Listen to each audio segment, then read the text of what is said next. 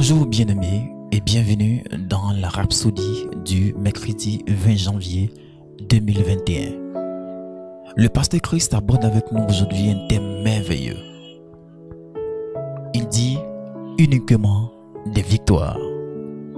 Le thème est tiré du livre de Proverbes au chapitre 4 au verset 18 qui dit « Le sentier des justes est comme la lumière resplendissante, dont l'éclat va croissant jusqu'au milieu du jour. » En Christ, nous avons la vie transcendante.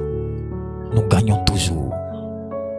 Nous avons une vie toujours joyeuse, avec le pouvoir sur les crises et la domination sur les circonstances. C'est notre vie normale en Christ. Est-ce que cela signifie qu'en tant que chrétiens, nous ne sommes pas confrontés à des défis? Ce n'est pas ce que cela veut dire. Cela signifie plutôt que peu importe l'ampleur ou la férocité des défis auxquels nous sommes confrontés, il n'y a qu'un seul résultat. Nous gagnons. Vous devez faire face à des épreuves, des défis et difficultés. Mais la parole dit, dans toutes ces choses, nous sommes plus que vainqueurs. Romains chapitre 8 au verset 37. 2 Corinthiens chapitre 2 au verset 14 dit, grâce soit rendue à Dieu qui nous fait toujours triompher en Christ. Notre victoire en Christ, ce n'est pas par moment, mais toujours indépendamment de la nature et du lieu. Les défis et les crises de la vie sont pour votre promotion, bien-aimés.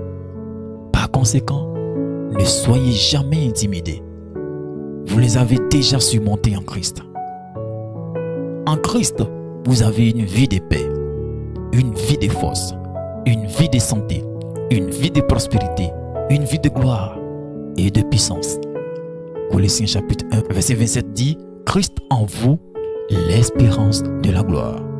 Christ est votre garantie pour une vie victorieuse et glorieuse. Apprenez à avoir confiance en lui et suivez sa parole en la mettant à l'œuvre dans votre vie. Alléluia. Uniquement des victoires. Nous allons faire la confession ensemble et vous allez répéter après moi. J'ai et je jouis de la vie transcendante, des victoires illimitées. Je fais des progrès à pas de géant, de gloire en gloire.